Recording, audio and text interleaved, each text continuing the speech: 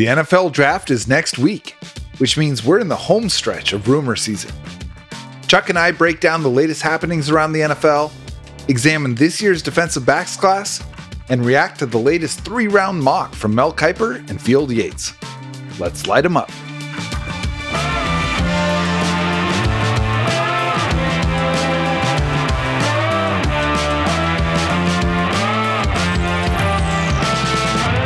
I'm Jacson Bevins. And I'm Chuck Powell. And this is Whitewater Drafting. Welcome back to Whitewater Drafting. I am Jacson Bevins, and I am joined once again by my friend and fellow degenerate, Chuck Powell of KJR. Chuck, how are you? It's feeling more and more every week like a term of endearment, the fellow degenerate description. But I think it's apt. Yeah, it is. I'm not going to push back at all. As a matter of fact, I'm going to embrace it like a warm friend. You're a slime ball when it comes to the draft. I love it. Yeah. I think about this, and I don't even know what it is about this stuff, but it caught my attention early on in my life, and I really can't get enough of it. I'm going to be honest. Now I'm doing a podcast, for goodness sake. I invented a holiday. Now I'm doing a podcast. I mean, it's kind of taking grip. Hey, man, you even saw my soul. You even saw Robert Griffin III had a big old Christmas tree behind him talking about the draft. Yeah, man. You saw that, right? What else could it be, right? He's listening. He's listening to you, Chuck. He was on an NFL draft show, and he had a Christmas tree in the background. He played it off as if, no, we're moving. Like, well, who moves with an upright Christmas tree in the corner of their house? And why, of all the places in your big house, would you put a Christmas tree and have it in the background of you being on a Zoom call or whatever? That's your influence right there. No, I think he has been influenced. He's celebrating the birth of Jesus draft, and it is, it's the gospel is spreading.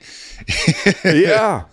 There's no other explanation. He had a Christmas tree behind him during an NFL draft show. RG3 is a huge draft miss nut, and it's not, don't be embarrassed. Just let it shine. Let your joy speak for yourself. Yeah. Well, look, there is a lot to get to as we are getting so close to this draft, man. We're just over a week away.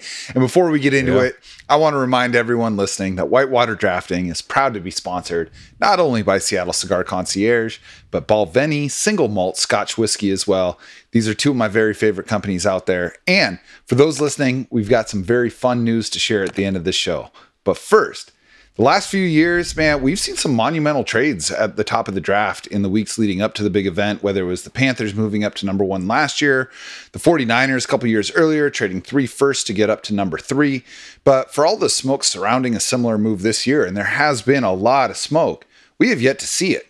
So Chuck, tell me, do you think that we'll see a team jump into the top 5 before the draft starts, or are teams going to wait and see how things play out during round 1?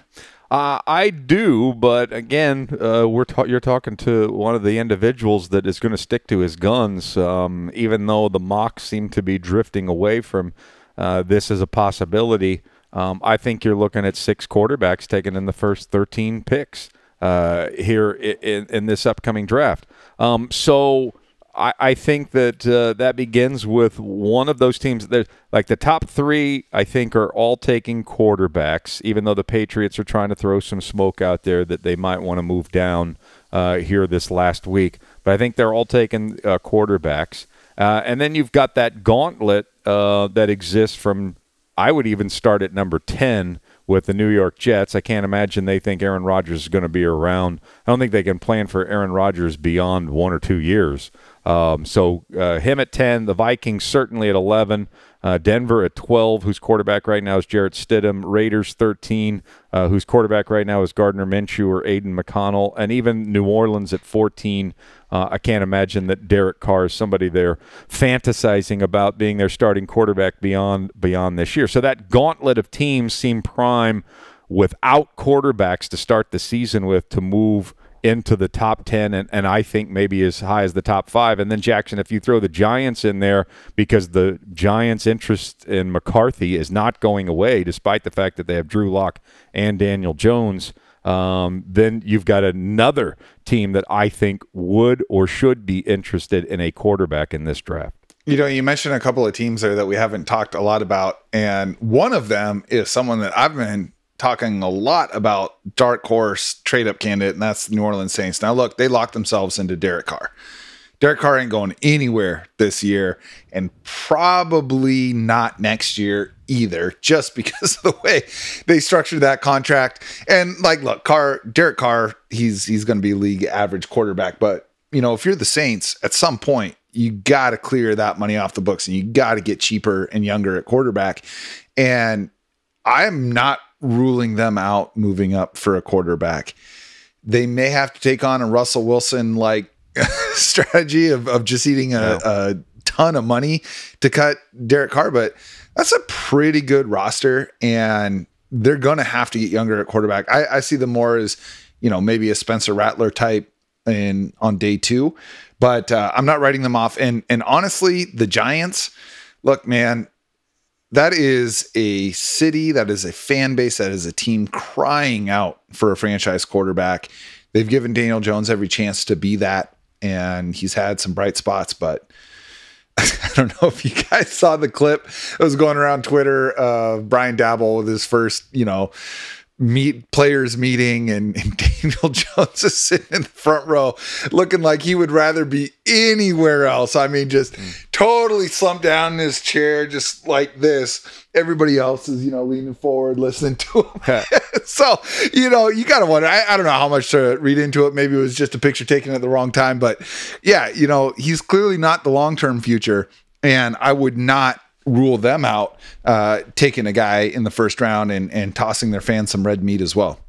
Well, I think that once upon a time, and not that long ago, once you committed that much financially to a player, you kind of lived with it. I think we've seen just recently with Russell in Denver, but also going back to things like Josh Rosen being taken in the top 10, the Cardinals having a chance to move on from him and taking it. 1 year later, 2 years later? Yep. We're seeing teams now say, hey, I mean, we can either live with a mistake or we can admit the mistake and improve the very important position right away. And I think the mode that's the mode the Giants in.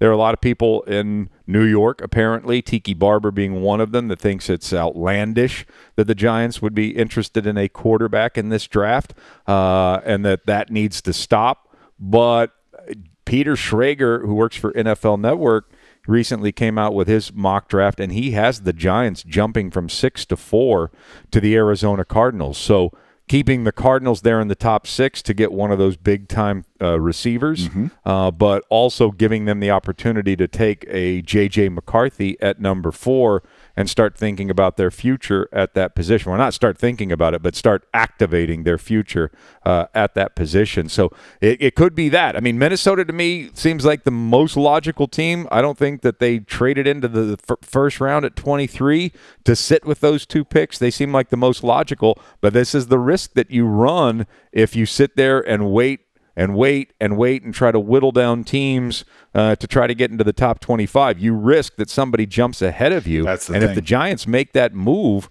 I mean, maybe the Vikings have 6 quarterbacks that they'd love to have in this draft, but odds are they probably have 4.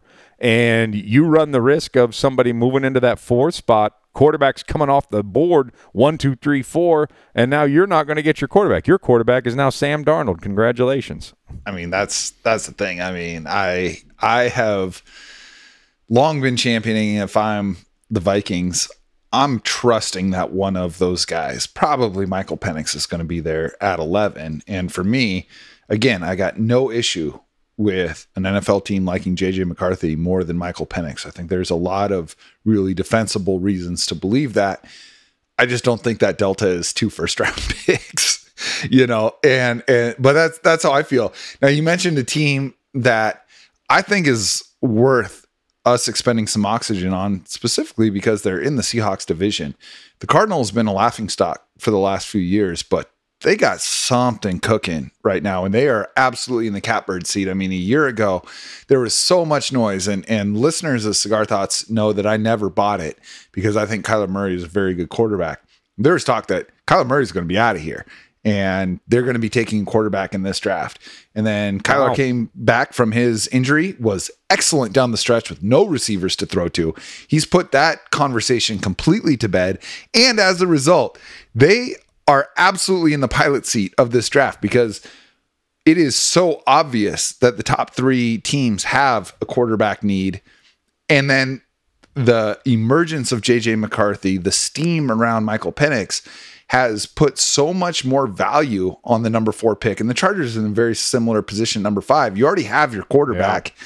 And so you stick and take the generational Marvin Harrison Jr.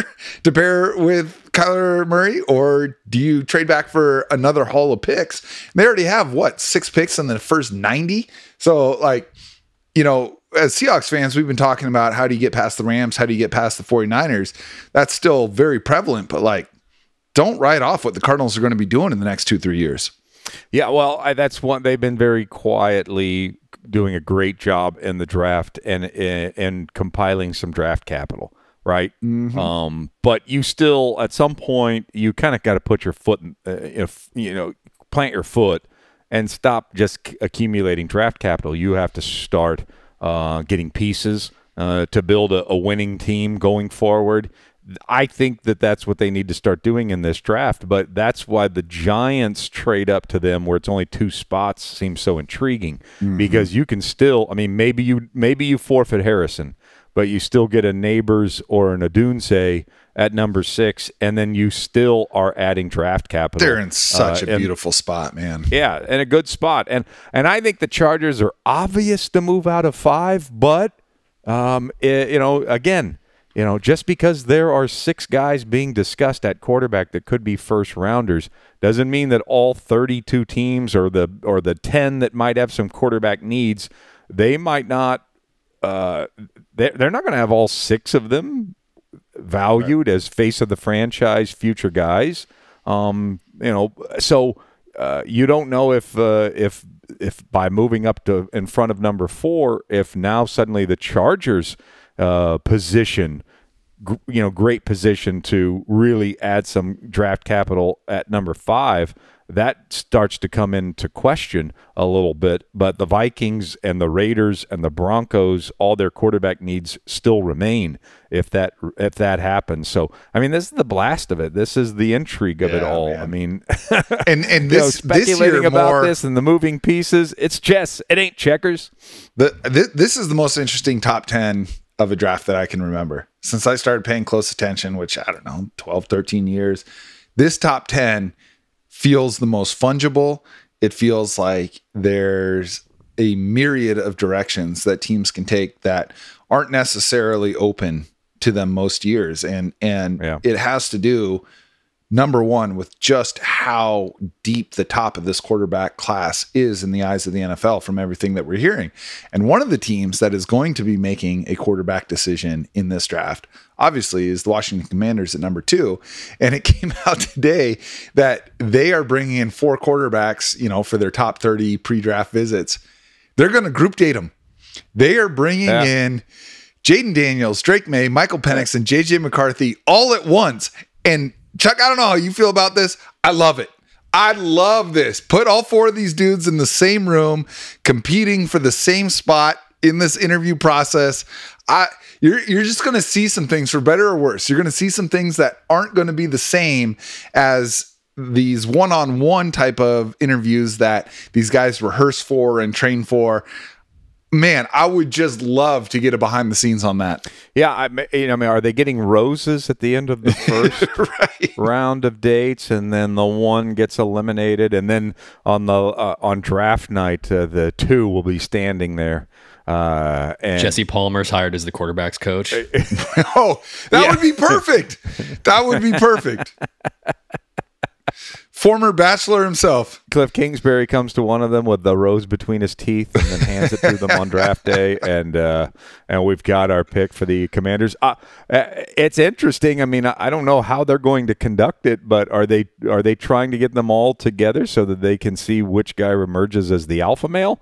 Because the quarterback evaluation is there. I mean, all the tape is there to watch this. That's the thing for me. Like, I want to see who the alpha of these guys is going to be, because you're not in this conversation as a top 2 pick if you're not already an alpha. I mean, these guys have been the leaders of locker rooms of competitive Division I football teams. Those locker rooms are already filled with 100 alphas.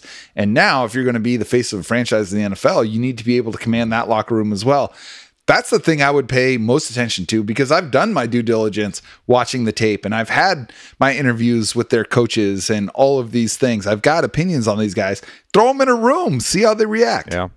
Let them have a sleepover. Put monitors in there.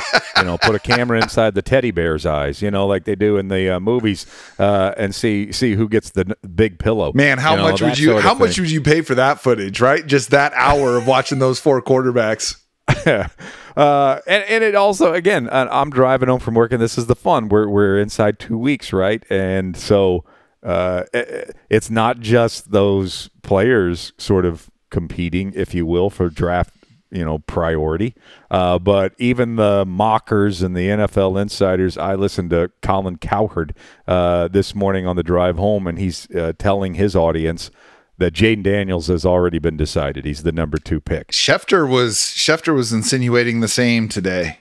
Yeah, but then the story becomes, but you're still going to go through this 4-day bachelor slumber party, right, alpha male charade that you've decided to host.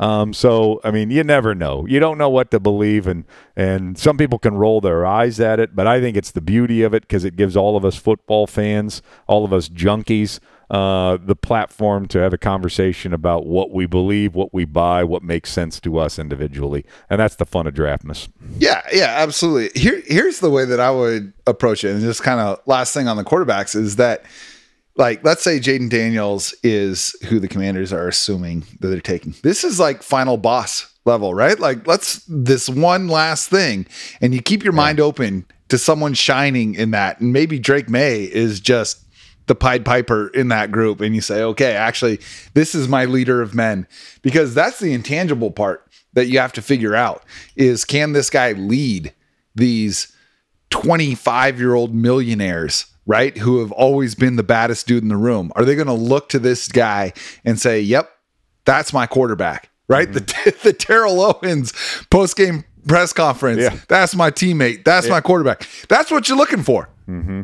Well, I mean, if that's the case, then I think Michael Penix, right now there seems to be a great divide between, Penix seems to be rising on half of the boards out there, and then there's still this feeling with the other half that he's not even a first-round draft selection.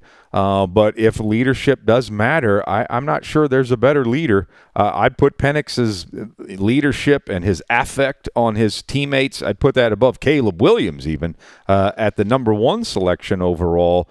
And so that's why I tend to lean toward buying that he's moving up the boards. But my goodness, there are still a lot of people out there, especially those working at the NFL Network, Schrager, Bucky Brooks, Charles Davis, that don't even have them going in the first round at this point. It's just hard for me to believe that there's as big a gap as that group of people think that there is between Jaden Daniels, Drake May, J.J. McCarthy, and then Michael Penix.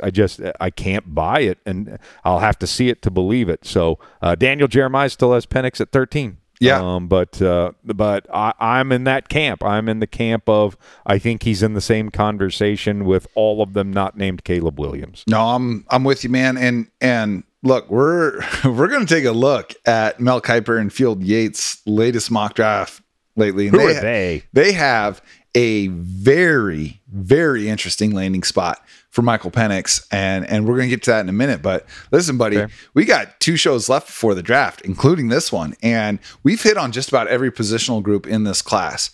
We're going to save my personal favorite one, the wide receivers, for next week. But today we are looking at the defensive backs. And this is a class that's not only deep, but could see as many as half a dozen members go in the first round.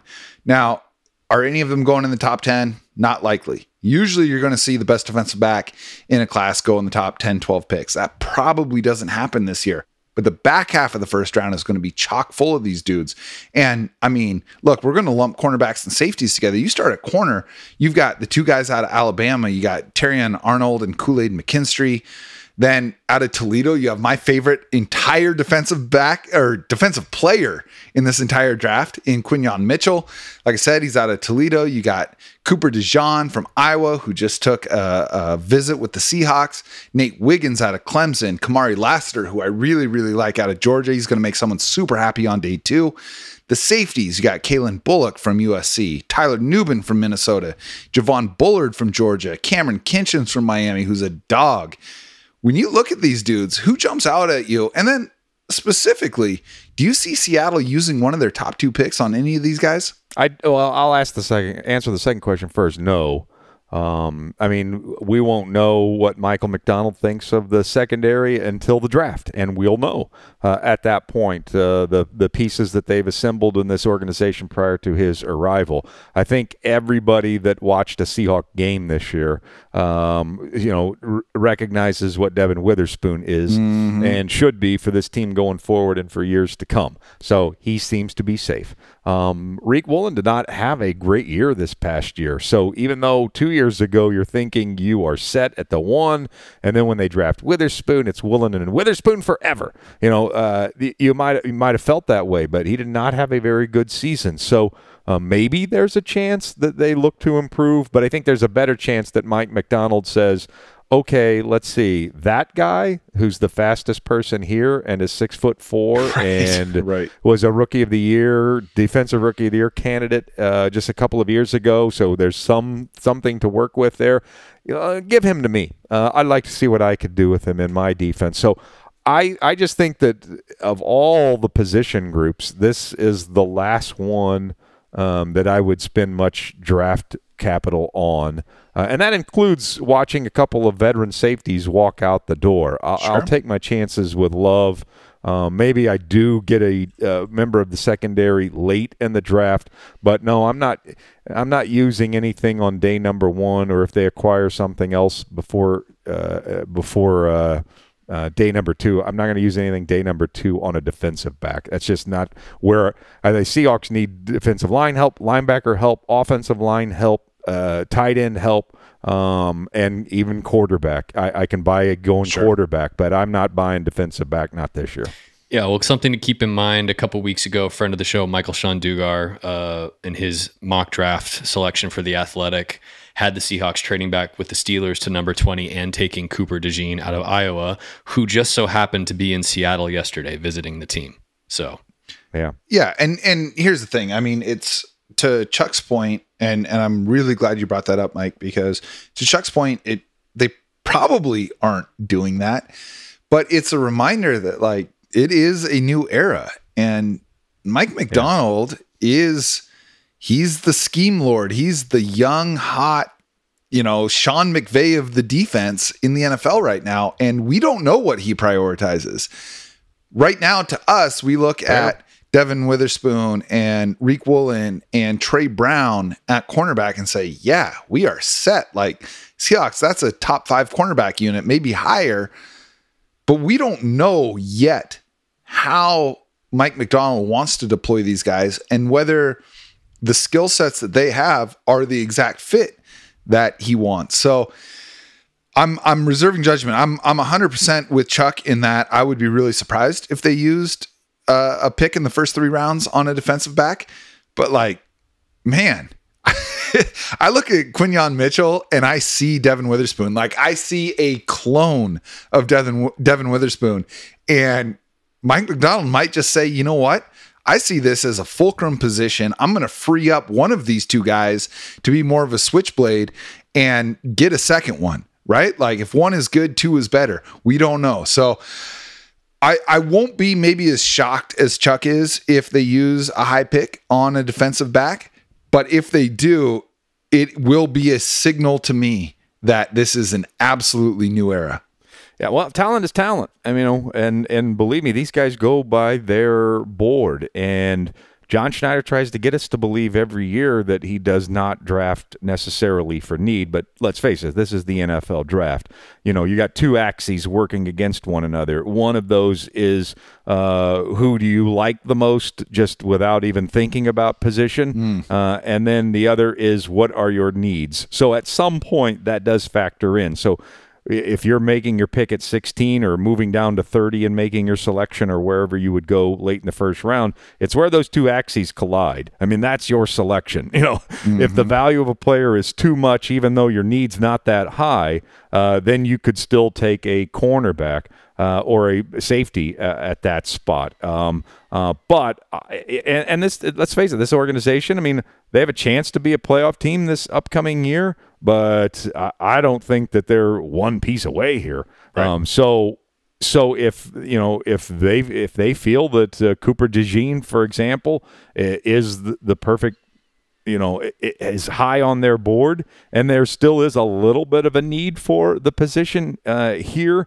within the organization, I don't rule it out. It's just not the direction that I would predict them to go, nor if they ask me for my opinion, would it be the position I would recommend that they go. Sure. And look, a lot of these personal visits is about creating doubt in the minds of the people drafting behind you that we might take this guy, because there are a lot of teams picking in the 8 to 10 picks behind Seattle that have a very, very obvious need at cornerback. And if you can sell the story that Seattle could take the guy that you actually want here, you are increasing the likelihood. You're increasing the number of options you have to trade back. And if you're Seattle at 16, just the closer we get to the draft, the tastier 16 becomes as needs from the teams behind you become more and more prevalent. We're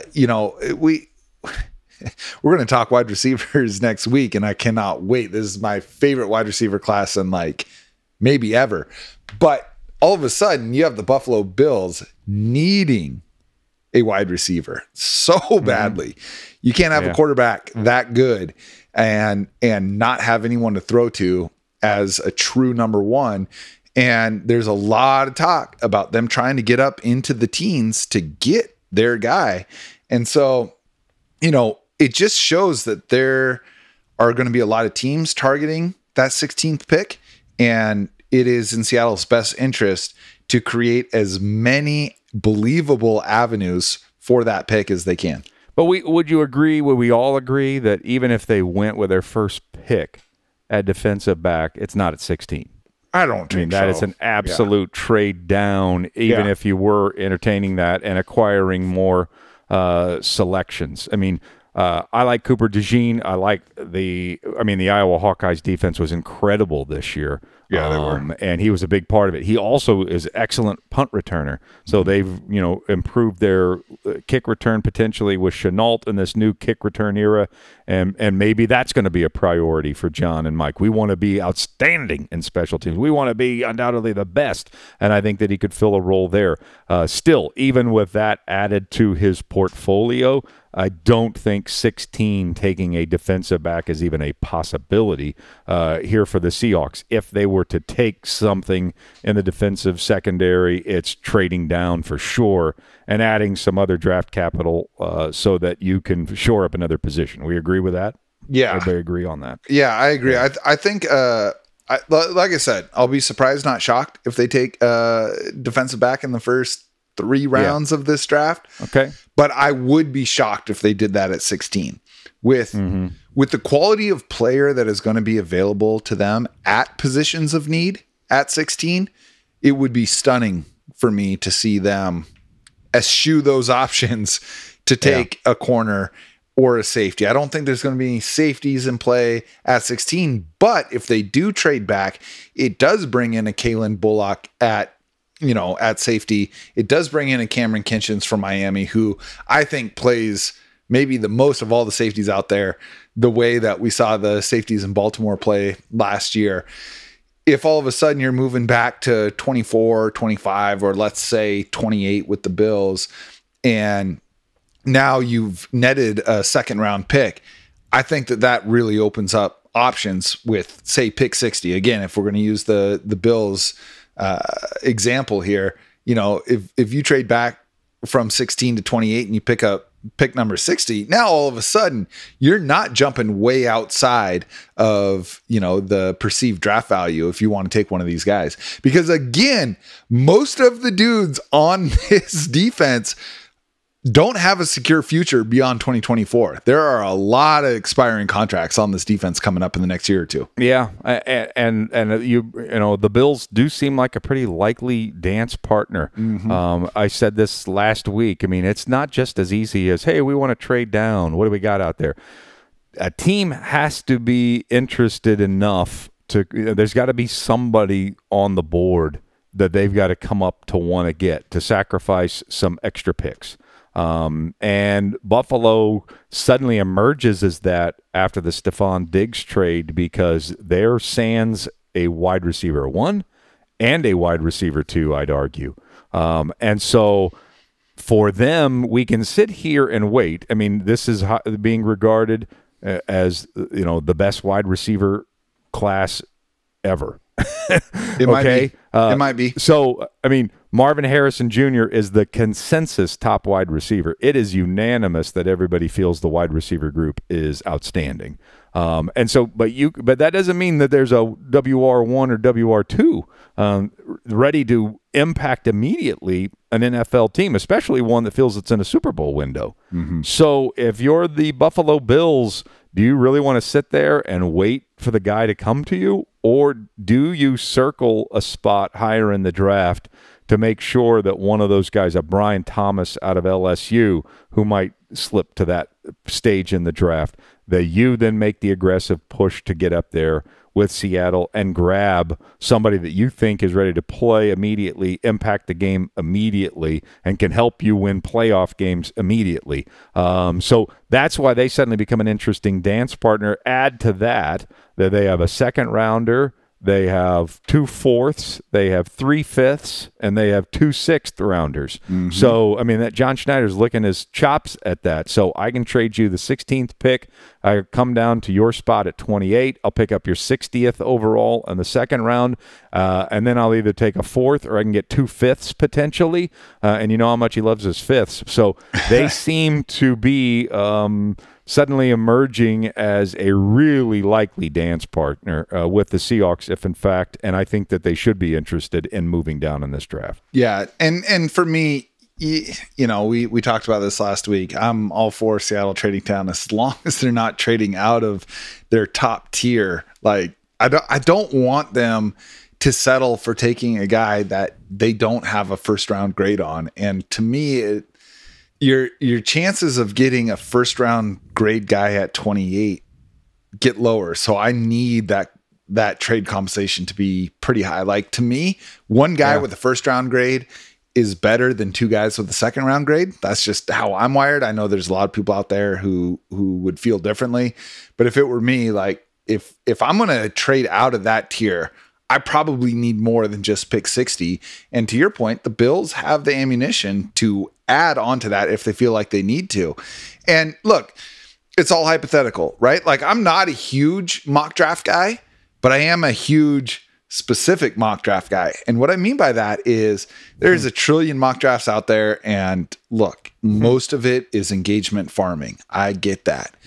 But there are mock drafts from people who are super dialed in to the NFL and to the actual decision makers that I think are worth digging into. And for the sake of the conversation, it is good to have something tangible to work with. And in that spirit, just the other day, Mel Kiper Jr., the godfather of draft coverage, teamed up with, honestly, rising draft superstar Field Yates to release a combo 3-round mock draft. And I really want to dive into that with you and just react to it as though this happened really. Like, this is how the NFL draft goes. So, Mike, I'm going to hand it over to you. I'm going to let you MC this. I'm going to let you take us through a package of picks at a time. Chuck and I, we're going to react to it. Why don't you start at the top? All right. let's run through the first 5 picks here. Number 1, you're never going to believe this. Caleb Williams to the Bears. Number 2. Shut your mouth. I know, it's crazy, right? Number 2, Jaden Daniels to the Washington Commanders. Number 3, Drake May to the New England Patriots. Number 4, the Cardinals are sticking and picking, Marvin Harrison Jr. And number 5, we have our first trade here. The Vikings jump up and take J.J. McCarthy with the 5th overall pick. What do you guys think? I think that makes a lot of sense. Yeah, that feels single pretty dialed. Pick there. The 2 things that I would say stand out is, man, has that been a bad week of rumors for Drake May? And I think a lot of that started with Merrill Hodge, who's, like him or don't, he's always has strong opinions and he's pretty good at this. But Merrill Hodge said that if anybody that takes Drake May with a high first-round pick is going to get fired in the next 2 years. That's how lowly he thinks of Drake May. Look, Merrill Hodge is infinitely more qualified than I am. So, like, those listening, just know that. I think that's crazy. I think Drake May is the second best quarterback in this draft by, like, a margin. Great. And that's what this is, because, yes, you used the word hypothetical earlier. I would call it gloriously hypothetical. That's what this entire month is about. So to me, that maybe we're seeing, maybe Mel knows a couple of things, and maybe we're seeing that truly is just smoke and that there's nothing really damaging that has happened to Drake May's reputation. So that kind of stood out to me. And then, of course, the other thing is the trade to number 5, because that's the most logical. To me, Arizona just needs to say, I mean, they can play this game and still get a Rome Odunze or Malik Neighbors, but you didn't go through a couple of rough years and do all of this good work to acquire all of, these draft pieces. It's time to start stacking some really usable star players. And to me, Marvin Harrison Jr. just makes way too much sense to them. I agree. So you be the team that goes ahead and takes the player, and then leave it to the Chargers, who make infinite sense to me to be moving down in this draft. And to me, the Minnesota Vikings, Raiders, Broncos, they put themselves in a position where they kind of have to come out with a quarterback in this draft. So that marriage, Chargers and Vikings, seems like a very obvious trade partner, dance partner on draft day. Yeah, I got a few thoughts on this, man, on these first 5 picks. Caleb Williams, that's stone cold. I think he's the best quarterback since Andrew Luck. If I lose my job because I drafted Caleb Williams number 1 overall, whatever, man, charge it to the game. But he's the guy. Jaden Daniels to Washington makes sense with Cliff Kingsbury, which I just don't get the appeal of Cliff Kingsbury. I mean, this is a guy who was like basically a 500 coach in the Big 12 with Patrick Mahomes, and then was like bad in Arizona with Kyler Murray. But the offense put up some numbers. It was unimaginative, but it was spread out. Let your athletic quarterback have more room to operate. I understand the philosophy behind that. Jaden Daniels fits that mold better than anyone besides Caleb Williams in this draft. I see the logic there. The tough thing is, I think Drake May is the second best quarterback in this draft. Like I said, New England's the worst landing spot of all these places at the top. And the way that I look wrong on this is that J.J. McCarthy goes to a place with Kevin O'Connell as the head coach, who I think is exceptional at offensive and quarterback development, with Justin Jefferson, Jordan Addison, freaking TJ Hawkinson. You got Aaron Jones brought in, right? Who is just like quarterback's best friend at running back, because I love Aaron Jones. I think Aaron Jones is underrated. Again, like JJ McCarthy will probably look better as a rookie in Minnesota than Drake May will in New England, because look who they're throwing to, look who's coaching them. But I do want to focus in also on the Cardinals. The temptation for their GM, who loves to wheel and deal, to trade out of 4 is going to be high. But look, man, the single most underrated wide receiver of my lifetime is Larry Fitzgerald. And Cardinals fans, I got to assume, well, look, Chuck, you're from Phoenix area. You tell me, but like, I got to think Larry Fitzgerald is like Cardinal number one with a bullet in franchise history, right? You get a chance to potentially run that back with a guy like Marvin Harrison Jr. I don't think I'm trading out of that pick. Yeah, I'm gonna keep him as well. But they do have the option, as we mentioned earlier, especially that Giants option at 6. If they can just move down a couple spots, they can get a Neighbors or a Dunze there at number 6, and then again keep adding to their draft package here for now and into the future. But that makes the most sense. But I mean that's just they always say that's where the draft starts. I mean that 4th, 5th pick is just everything for the rest of the draft. Because, I kind of compared this morning on the air those teams from 10 to 14 that might have quarterback needs. It's one thing to put yourself in a position of luxury like the Kansas City Chiefs were when they traded up to get Patrick Mahomes. They had a quarterback, but they decided we get a better one. We're drafting at the end of the first round. Let's get all the way up to number 10 and get who we think is the best quarterback in this entire draft. That's one thing. That's just somebody that gambles for fun. The Vikings, the Raiders, the Broncos, those are teams that they're gambling to pay their mortgage. You took that comparison out of my mouth right there. That's exactly what this is. And like the Chiefs, I think about it with who I think is the best run organization in the NFL right now, the Philadelphia Eagles. Same thing. Like they put themselves in position last year to trade up and take a luxury pick with Jordan Davis, right? So like, I mean, you've got these, or Jalen Carter, pardon me. And so It's like Jalen Carter removed the off-field stuff, I think was kind of consensus best player in the draft last year. They got him at 9, like luxury pick. Let's trade up and get that guy. You mentioned the Giants options. I feel like that is a great segue into this next bundle of picks. Mike, what you got? At number 6, the Giants take Malik Neighbors, wide receiver out of LSU, who's battling for wide receiver 2 with Rome Odunze, who, surprise, surprise, we will be naming quite soon. Number 7, the Tennessee Titans take Joe Alt, offensive tackle out of Notre Dame. Number 8, the Atlanta Falcons take Dallas Turner, edge out of Alabama, and the only defensive player taken in the top 10 of this draft. Chicago Bears at 9 take the aforementioned Odunze, wide receiver out of Washington. And at 10, the New York Jets take Troy Fautanu, tackle and guard out of Washington, who's been quite the popular pick for the Seahawks at 16. In fact, we had to work hard. Not that this was the deciding factor in going. I mean, we're just going to go with the Kiper Yates mock draft when it gets presented. But like Mike and I were working hard to find a mock draft that did not have the Seahawks taking Troy Fautanu, which, credit to your boy, who I've been saying since day one, I think Seattle should take. But now we got the Jets taking them here. And look, I'm going to lead off on this bundle of picks here. Love getting Malik Neighbors for New York Giants.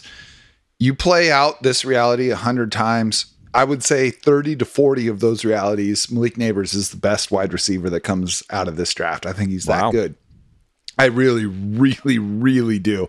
The combination of the release package with the speed, his top 5% outcome is Tyreek Hill, right? I'm talking Larry Fitzgerald for Marvin Harrison. I think in the right situation, Malik Neighbors has Tyreek Hill potential.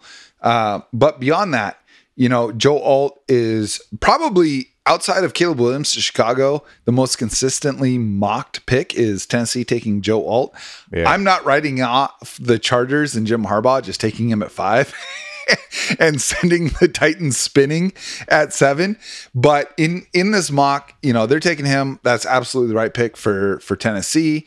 The Falcons taking their pass rusher of choice, in this case, Dallas Turner out of Alabama, who most people, are considering right now the best pass rusher in this draft. That makes sense. The Falcons, lowest sack rate in the NFL over the last 3 years. They need that. The Chicago Bears taking Rome Odunze at number 9.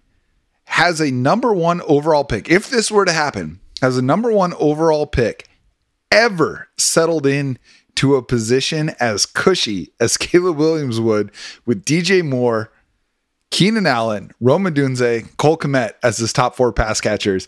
And then you just add DeAndre Swift to a backfield with Roshan Johnson and Khalil Herbert. Like, we could see Caleb Williams have a rookie season for the ages if this goes down. Well, I think he's already got a good, as you listed, a really good core. That's why I think they've suddenly kind of emerged as this candidate to move down at this stage from number 9. Some other observations from that at number 8, the Dallas Turner seems to be he's being routinely mocked 8 to the Atlanta Falcons. Yeah. And then number 10, recently we're seeing nothing but Brock Bowers to the New York Jets at number 10. A lot of noise there, yeah. A lot of noise there. So this is the first mock that I've actually, read or overheard that doesn't have Bowers going to the Jets, which made me think that, somebody knows something and everybody knows that person knows something. Because you notice we're within 2 weeks. This is the time where all the mocks start looking the same. Well, Yates mentions Bowers by name in his rationale for adding Fautanu to the Jets right there. He said he thought about it. Yeah, but this is where they all start to kind of look the same because it's now about collecting information. They've done all the film research. They've watched every game that these guys have played. I mean, talking about the best mock draft guys out there. And there's a reason they all start looking the same at this time in the process. It's because they know who knows information. Right. So Bowers to the Jets I've been seeing just routinely. And then just one other quick thought on Alt at number 7. That's been mocked for weeks now. And I mentioned this on Whitewater Drafting a couple of weeks ago. Don't be surprised. I mean, Brian Callahan's the new head coach there. He was with the Cincinnati Bengals. He was there when the Bengals had a very similar decision at number 7. What's the best way to help our new young quarterback? Is that to get an offensive lineman to protect him, or is that to get a stud wide receiver for him to throw to? And the Bengals went with the wide receiver, Jamar Chase, and I don't think they regret that. So with that as a backdrop, that was the big meme, right? Was Jamar Chase versus Penei Sewell. That got a lot of steam after that Super Bowl when Burrow got harassed. And Jamar Chase had absolutely toasted Jalen Ramsey on what would have likely been the Super Bowl winning touchdown pass had Burrow not been gobbled up by Aaron Donald there. So and he's still being harassed, and so I think there's still an argument that they should have gone with Penei Sewell there at number 3, but they went with Jamar Chase, and I think that it has worked out. So I don't think it's a layup that it's Alt. There could be let's get the receiver, let's get a Doomsday, and let's add him to Hopkins and to Ridley here at number 7. At number 11, the Chargers, after trading down, take offensive tackle J.C. Latham out of Alabama. At number 12, the Denver Broncos take Brock Bowers, tight end out of Georgia. 13, we have our first DB. The Raiders take Quinyon Mitchell out of Toledo. My guy. 14, the Saints take Olu Fashanu, offensive tackle out of Penn State. And 15, our second corner off the board, Terrion Arnold out of Alabama, goes to Indy. Okay, so I love all of these picks. I'm a little bit surprised by J.C. Latham over Fashanu at tackle for the Chargers, but we know what Jim Harbaugh wants to do, and we know Jim Harbaugh's track record with offensive linemen, both at the collegiate and the NFL level. If he feels like Latham is the guy, I mean, who am I to say he's wrong there? Yeah. It's a little surprising the Broncos taking Brock Bowers, not because Brock Bowers isn't awesome and worthy of the pick. I mean, honestly, from pick 5 on, I'm not going to be surprised where Brock Bowers goes. It's just they have Greg Dulcich, who is, before Bowers, he was the most productive collegiate tight end that college football has seen in between Kyle Pitts and Brock Bowers. For them to double up right there, there's a lot of people mocking Bowers to the Broncos. It would be a little bit surprising, but the Broncos are a mess, man. They got no draft capital after this pick. They got a million holes to fill. They got no quarterback. That's the one that's really, really interesting to me. I would be surprised if the Broncos didn't take a quarterback at 12. Well, I'll just say this. I mean, if you know you're lost right now and you believe Sean Payton can rebuild this thing, if you have the right people and you make the right decisions, this is not Major League Baseball. It takes 3 to 5 years to rebuild in Major League Baseball. It takes 2 in the National Football League if you do it the right way. And so if you just kind of acknowledge that and you just sit there at number 12 and say, hey, look, you're in a great luxury position to just draft your favorite player at that point in the draft, where we're not going to worry about drafting for need, because we are far more than one player away from turning this thing back around. And then if we want a quarterback, we're probably going to have a bad season this year. We'd probably be in a better position next year to take a quarterback higher in the draft. So I wouldn't have a problem with the Denver Broncos making that decision. I just don't know if Sean Payton's ego is going to allow him to make that decision. If you want to win now, then I think you've got to upgrade your quarterback position. As for the Chargers, that's the other thing that stood out to me. This is why they make so much sense to trade down, because if they end up with 11 and 23, that nobody, with the exception of maybe the Bills, had a worse cap situation heading into the offseason. And it cost them Keenan Allen. It cost them Mike Williams. It cost them quite a bit from their team. And Jim Harbaugh wants to win right away. So they need a wide receiver badly in this draft and high in this draft, and they need offensive line help, because I know Jim Harbaugh, watching Chargers film, is like, why did you allow my quarterback to get nearly murdered every single week? And so I think that they absolutely are the team that makes the most sense to move down, and I think getting the offensive lineman first makes sense, considering how deep the wide receiver group is. And then they go wide receiver at 23 with the picks they got from Minnesota in the proposed trade. So to me, I think that scenario makes way too much sense between now and draft day. Well, and that's the beauty of having such a deep top couple of tiers at wide receiver, is if you do make the trade, and we kind of glossed over the specifics of the trade at number 5, but in this mock, they got number 11 and number 23 and a 25 first. And to me, I'm doing that 10 times out of 10. I don't think Minnesota should make that trade. I just don't. But if they do it, and a lot of people think that they will, then this is how you play it. You take your favorite offensive lineman at 11, knowing that you're going to have good receivers waiting for you at 23. All right, we are through the first 15 picks of this mock draft. That puts the Seattle Seahawks on the clock. Mike, take it away. A pick that nobody has thought to make so far in any mock draft. The Seahawks at 16 select Byron Murphy, defensive tackle out of Texas. You know how happy that would make me. Yeah. 17, the Jacksonville Jaguars take Brian Thomas Jr., wide receiver out of LSU. 18, the Bengals take Tali Fuanga, OT out of Oregon State. At 19, the Rams take Laiatu Latu, pass rusher out of UCLA. And at 20, the Pittsburgh Steelers take one of Chuck's favorites, Graham Barton, interior O-lineman out of Duke. Okay. All right, Chuck. So in a vacuum, how do you feel about the Seahawks sticking and picking with Byron Murphy at 16, and then zooming out, piggybacking on that? How do you feel about them doing it, seeing some of these other guys that go in the 4 picks after him?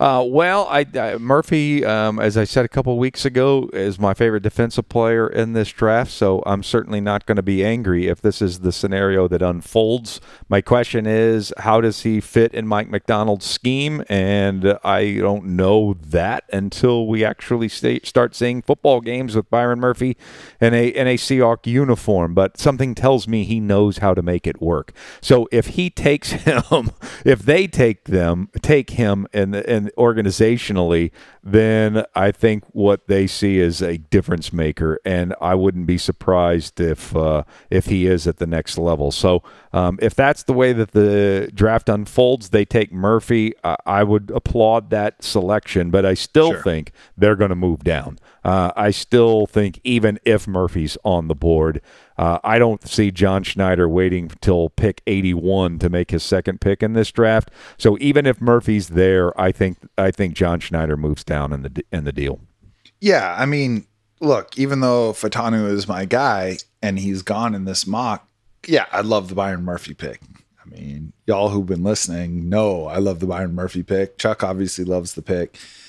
There's a few other guys though. Like, I mean, they could have taken Fuaga there. I would have been stoked. They could have taken Latu there. I would have been stoked.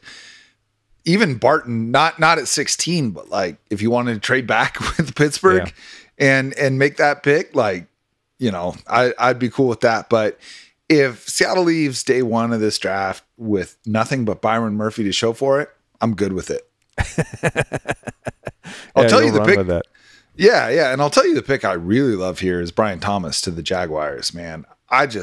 With the absence of Calvin Ridley, he just seems like the perfect replacement there. I think that's going to have Brian Thomas steaming up fantasy draft boards if he goes to Trevor Lawrence.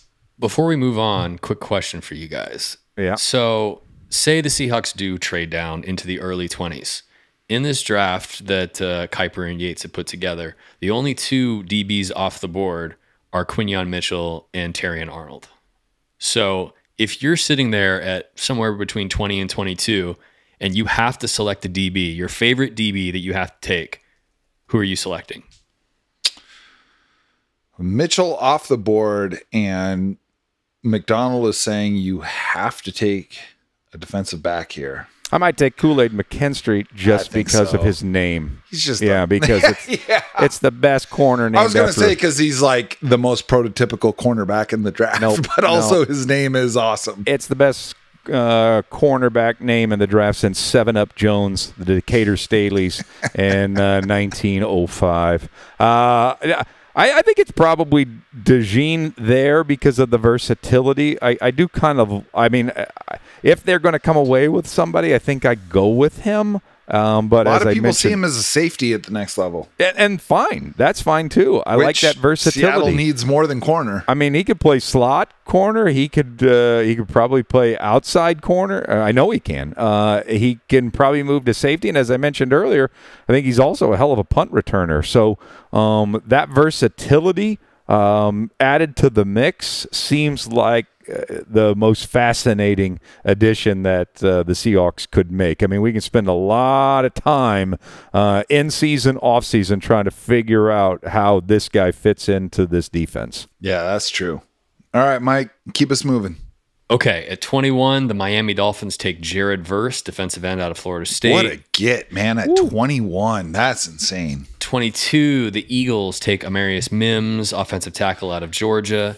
Freaking Eagles. At man. 23, the Chargers, with their second pick they acquired from the Minnesota Vikings, much to my chagrin, Jackson, take Xavier Worthy, wide receiver out of Texas. Who did they take? Who did they take above Adonai Mitchell, Mike? Can you just say it again? 24, the Cowboys take Tyler Guyton, offensive tackle out of Oklahoma. And 25, the Packers take Cooper DeJean out of Iowa. Yeah, every single one of these picks makes sense to me. We're going to dive into the wide receivers in depth a lot next week. We might spend more time on a positional group next week than we have this entire series. Mike and I have been texting constantly about who we think is better out of Texas between Xavier Worthy and Adonai Mitchell. I'm a Worthy guy. I feel like his fluidity between the slot and being able to play on the outside is going to be exactly what Jim Harbaugh wants. That feels like the right pick. That's my favorite pick out of this group. But man, the Dolphins getting Jared Verse at 21 is crazy because I think Jared Verse goes in the top 12 in most drafts. And then you just know the Eagles are going to turn Amarius Mims into a superstar at tackle out of Georgia. He's like the biggest freaking offensive lineman to come out in years. They're going to make that happen, man. This is like a really logical batch of picks. We just had Rob Ring on, who's Fox Sports, and he's KJR's draft expert that we lean on. And Rob has actually mocking Amarius Mims to the Seahawks. The idea that they do need an offensive lineman, but he does not like drafting like a true guard. He wants that Fautano type, that guy that, yes, played tackle, can play tackle, and if you need to move somebody into guard, maybe even Abe Lucas going forward, then you just make your adjustments accordingly going forward. So he actually is getting ready to mock Mims on his most recent mock to the Seahawks, if I remember how he put that accurately. accurately. And I'm here to settle disputes before it gets out of hand. Or maybe I add something fuel to the fire here, and this ends up in an all-out war. I have no idea. Who do you like better, Worthy or Mitchell? I am at the risk of starting a fist fight off air. I'm going to go with I'm going with Mike on this one. I'm going with Adonai Mitchell. That's right. Eat it, Jacson. Give me Mitchell. Give me size, body control, speed, hands. I mean, he's got everything except production. What's not to love? In that Washington game, there was this look on Mitchell's face like, nobody on earth can stop me. Why are you not throwing me the football? There was just that sort of air that he carried throughout. You know why he doesn't get thrown the football when he doesn't get thrown the football? Because he doesn't frickin' try when he knows that he's not the first read. We're going to talk about that more next week. Stay tuned. I got thoughts on this. But all right, 1 on 2. I am surrounded by plebeian opinions on the wide receiver position. All right, we are through 25 picks. Mike, take us home in the first round. All right. 26, we have Tampa Bay taking Chop Robinson, edge out of Penn State. At 27, the Cardinals are taking Nate Wiggins, corner out of Clemson. Speed. At 28, the Buffalo Bills take Texas deep threat and red zone stud, Adonai Mitchell. At 29, the Lions take Darius Robinson, defensive lineman out of Missouri. At 30, the Ravens take Kool-Aid McKinstry, corner out of Alabama. Of course they do. Of course. At 31, the Niners take Jordan Morgan, offensive tackle out of Arizona. And at 32, the Chiefs take Xavier Legette, wide receiver out of South Carolina. That's fun. That's really fun. How about Peter Schrager had the mock that Jalen Polk would go at 32 to the Chiefs. That's the highest I've seen Polk in any reputable mock out there. And to add to that flavor, Polk in the first round, Penix not. That would be crazy. It would. Polk is my third favorite wide receiver from UW by a decent margin. Yeah, I'm taking McMillan over him every day. But, the only pick here that I don't necessarily love is the 49ers taking Jordan Morgan. He's not a first rounder to me. But you know what? If they had a weakness on offense last year, it was at right tackle. So, if you feel like this is your guy to solidify that spot, God bless you. I think Xavier Legette out of South Carolina to the Chiefs is super interesting because he's a guy that didn't do anything for 4 years, like anything. I don't think he crested 500 receiving yards in his first 4 years. And then his fifth year, and I saw a really interesting interview with him. It was actually sent to me by Twitter follower, Seattle Teachers Burner, who we love on this show. But he was saying that he got asked, how come you didn't do anything for 4 years? Then all of a sudden you had like a 1,400 yard season in your fifth year. And he was like, I studied DK Metcalf. I basically just started modeling my game after DK and he exploded. And you put a talent like that. I mean, we're talking big, fast, strong prototype. You give him to Andy Reid and Patrick Mahomes, man. He all of a sudden, we might be elevating him into the same conversation as some of the top wide receivers in this draft, just based on the surroundings that he goes to. But, a lot of this makes sense to me. What kind of pisses me off is like the Eagles always seem to end up with maybe the best player in the draft. The Ravens always seem to end up with maybe the best player in the draft. And even though they're picking 30th, you're getting Kool-Aid McKinstry, another guy that I think is a top 10, top 12 pick in a lot of drafts. So, I mean, it just speaks to the value of potentially trading back if you're the Seahawks or another team that's picking in the teams. Is like you have first round talent available late. It's just that if you're a team picking late in the first round, you also know that there might be first round talent waiting for you at a position in need late in the draft. And so the desire to trade a bunch of capital to move up maybe is a little bit muted compared to years in the past. Well, what stood out to me, unless I missed something, and I was paying attention, Penix and Nix not in the first round. No, this is a 4 quarterback first round. Yeah, I can see Nix, but I cannot see Michael Penix making it through the entire first round. Apparently, the medicals, and then also how inaccurate he is once he leaves the pocket are two variables that people are citing for why this could happen, but it just doesn't make any sense to me. And I just lean back to the analogy I made earlier. There are teams in this draft that did nothing to satisfy their quarterback need for this year or the face of the franchise for the future. Did next to nothing. Some teams subtracted intentionally.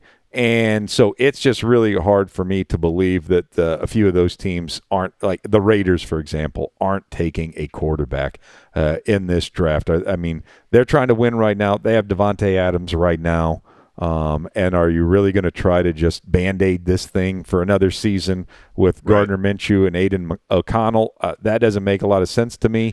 It costs you maybe your last year of Devontae Adams too.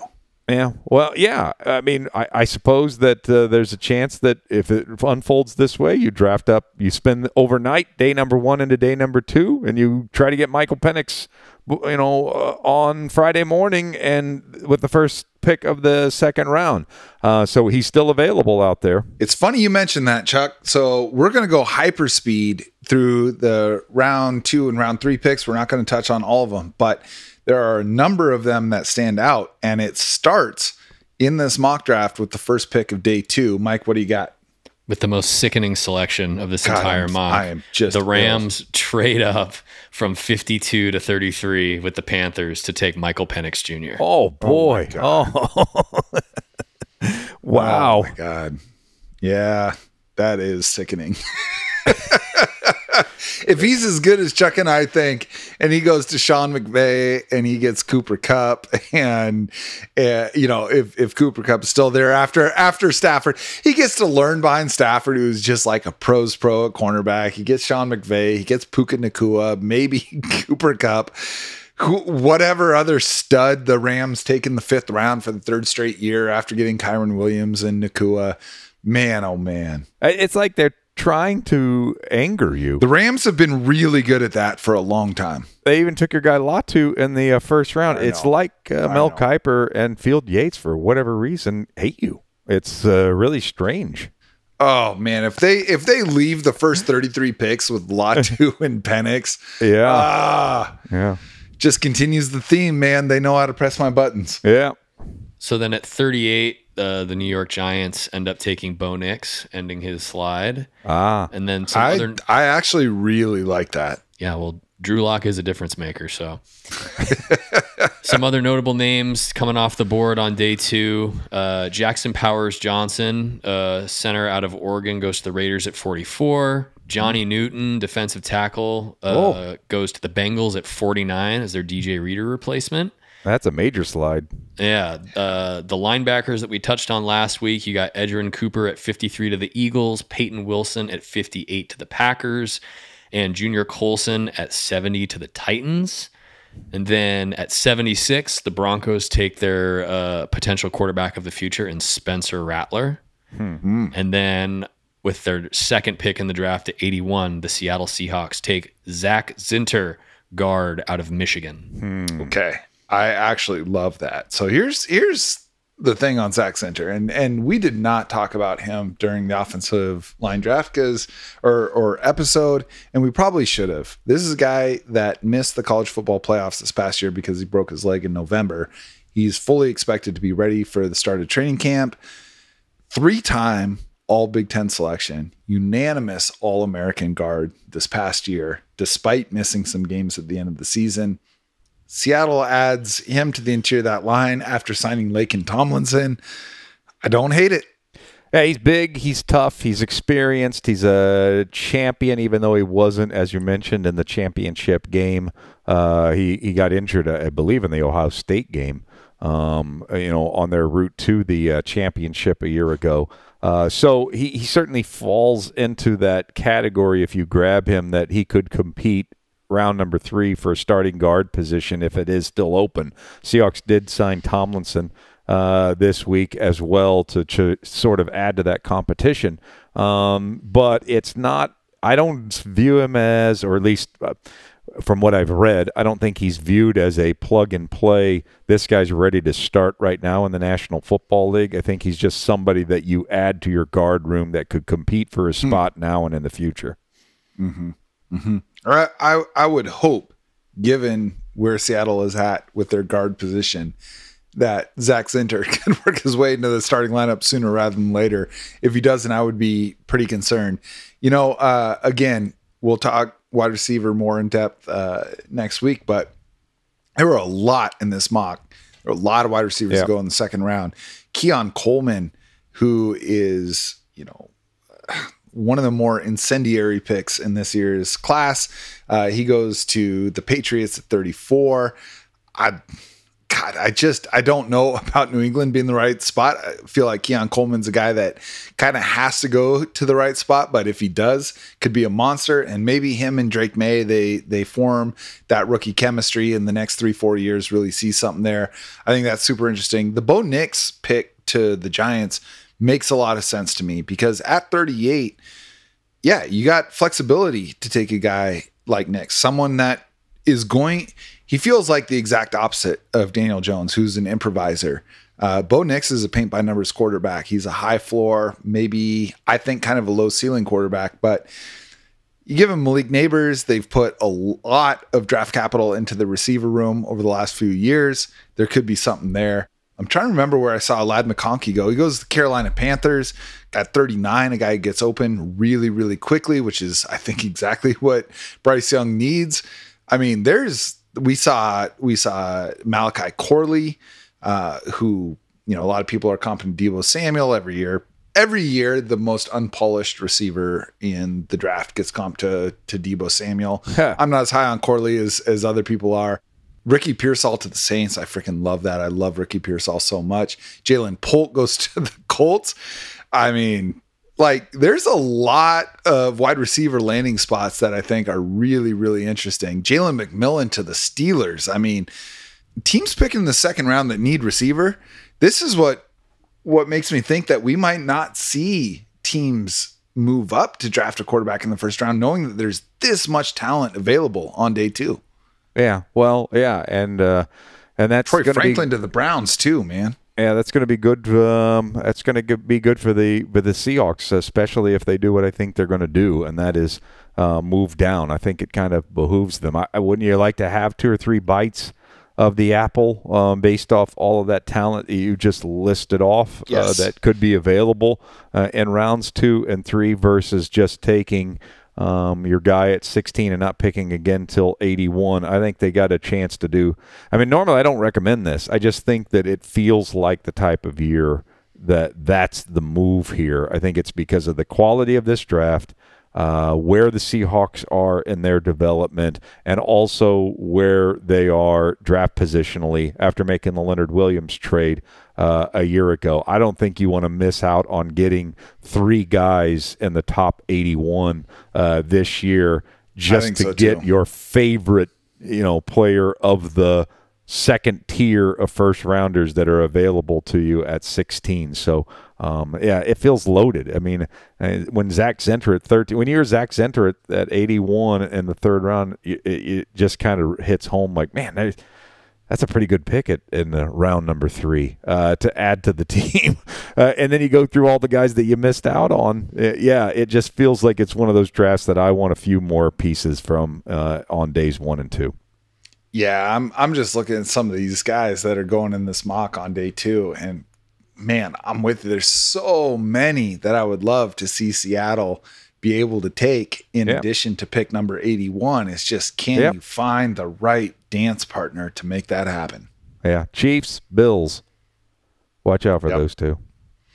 Yeah. Watch out for those 2. Absolutely. And a lot of talk about the Steelers, the Eagles, and the Packers also trying to move up. So, I mean, I think the options are going to be there. And, I love when the War Room videos come out a week, 2 weeks after the draft, and you see the GMs working the phones.